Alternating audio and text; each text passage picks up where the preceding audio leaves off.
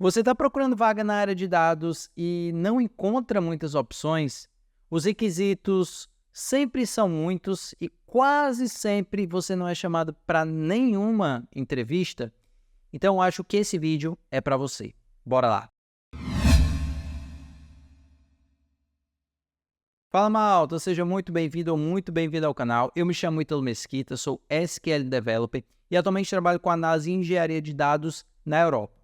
E hoje nós vamos entender por que a sua vaga na área de dados pode ainda não ter acontecido.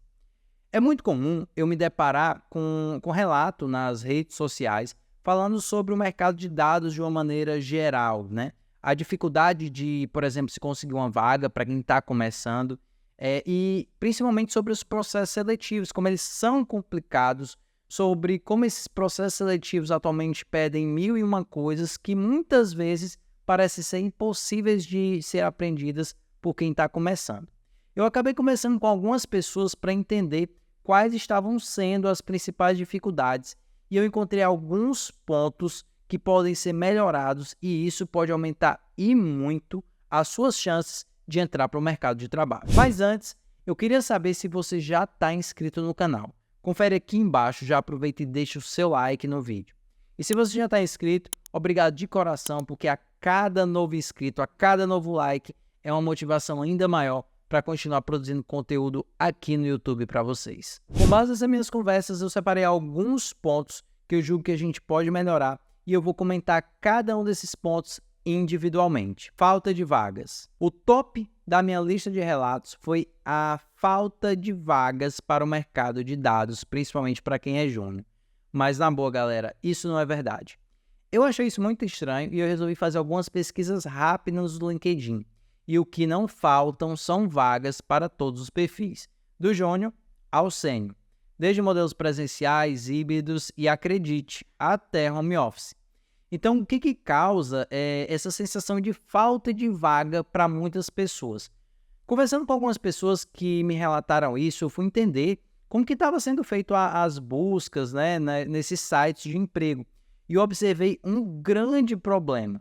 As pesquisas, normalmente, elas eram feitas sempre por termos muito específicos. Muitas vezes o nome da vaga em si, como analista de dados, engenheiro de dados, analista de Power BI, por exemplo. Só que o que acontece é que cada empresa ela pode ter uma nomenclatura própria para essas vagas. Nós não podemos esquecer que as empresas elas têm uma estrutura organizacional que deve ser seguida. E muitas vezes dentro da empresa não cabe um cargo, por exemplo, de analista de dados ou um cargo de engenheiro de dados. Mas naquela empresa você precisa de alguém que analise o estoque, você precisa, sei lá, de um controlador de estoque, alguém que consiga gerar informação em cima de um conjunto de dados específicos. E essa vaga não necessariamente ela vai ser anunciada com um cargo de analista de dados, por exemplo. Então, o que eu te sugiro para você conseguir aumentar, por exemplo, o número de vagas que vão ser retornadas para você, é você não pesquisar mais por cargo, e sim tentar pesquisar por ferramentas. Nas pesquisas que eu fiz no LinkedIn, eu usei termos como SQL, Power BI, ETL, mas existem muitos outros que você pode usar, como, por exemplo, banco de dados, database, DAX, Pentaho, Python, Data Factory, entre diversos outros termos e ferramentas que existem. Só lembra de pesquisar por ferramentas e termos que você tem conhecimento.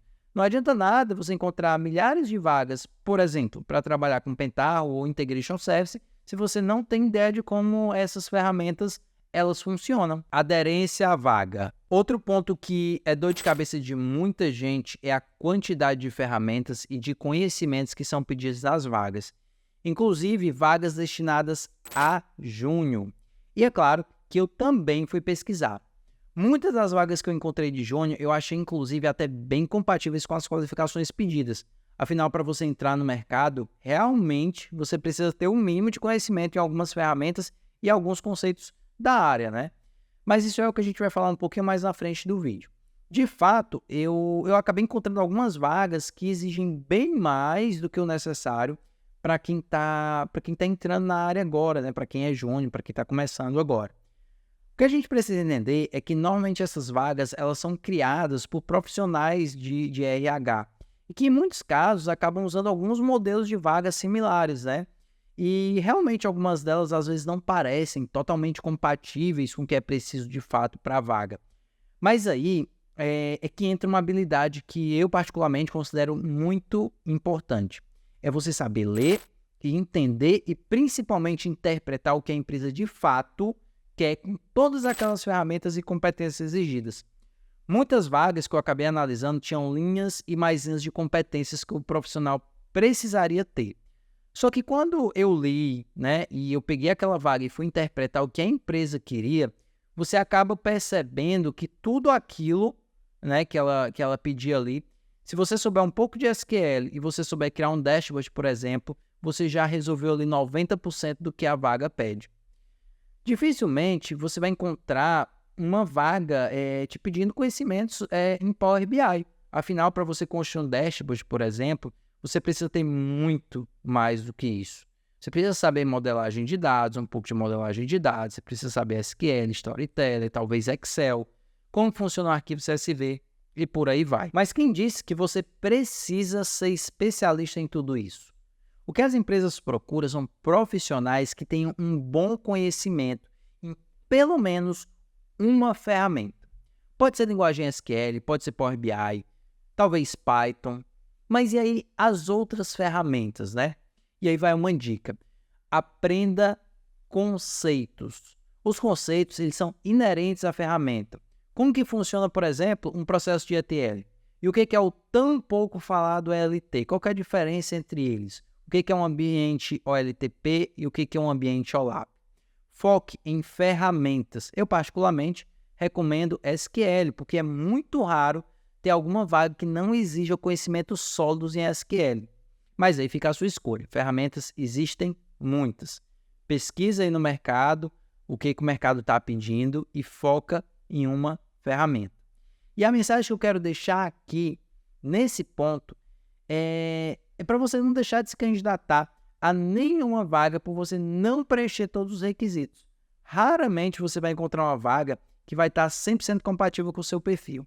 E o que acontece é que a grande maioria das pessoas deixam de participar de um determinado processo seletivo quando talvez ali fosse a grande chance, fosse a porta de entrada para a sua vaga na área de dados. Você precisa lembrar que o não você já tem. Então, a partir daí, o que vier vai ser experiência que vai te ajudar nas suas próximas tentativas. Entrevista é treino. Tudo na vida você precisa praticar para melhorar. E entrevistas e processos seletivos não é diferente. Quanto mais você participa, mais você vê onde você pode melhorar. Algumas empresas, inclusive, dão bons feedbacks. Infelizmente, elas ainda são a minoria. Mas você mesmo consegue ter aí um senso, né, de autocrítica de onde que você errou e onde você poderia ter ido melhor. Por isso que eu falei antes que você não precisa ter medo de se candidatar às vagas, mesmo sem uma aderência 100% ao seu perfil. Por isso que isso é tão importante, porque você participar de processos seletivos é treino. E isso não tem como você treinar na frente do espelho.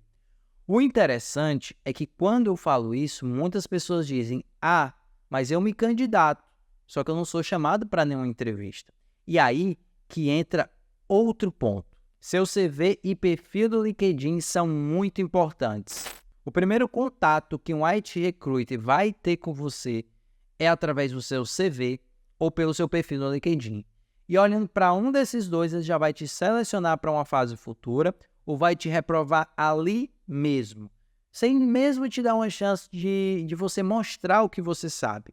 Infelizmente, o mercado ele não tem espaço para esse mundo cor-de-rosa que as pessoas desenham e querem. Aqui é mundo real e não é conto de fadas. Se você quer ter uma oportunidade de mostrar os teus conhecimentos, de contar a tua história, de fazer a diferença em uma entrevista, antes disso, você já precisa chamar a atenção de quem vai te contratar. Se você se candidata, por exemplo, a muitas vagas e quase nunca te chamam, separa um tempo para rever o teu perfil no LinkedIn, compara o teu perfil com outras pessoas da área, pessoas que são referências para você, pega o teu CV e dá uma olhada como que ele está. E principalmente tenta se colocar no lugar de quem está te contratando. Se fosse você apenas olhando para o seu CV, ou apenas olhando para o seu LinkedIn, você se contrataria? Outro ponto para ficar atento é o que você está postando no LinkedIn. Você normalmente é daqueles que gostam de reclamar das coisas quando as coisas não estão acontecendo?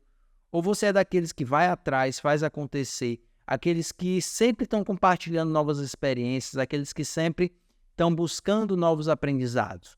Lembra, seu LinkedIn pode ser o primeiro contato com um recrutador de uma empresa. Acompanhar pessoas da área. Ainda falando de LinkedIn, procure sempre acompanhar pessoas da área que contribuem com a comunidade.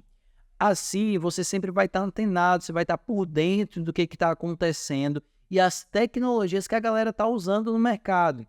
Ficar por dentro dessas informações é uma coisa indispensável, para que você não seja pego de surpresa, por exemplo, com algum termo um pouco mais técnico, algum termo novo da tecnologia em uma entrevista.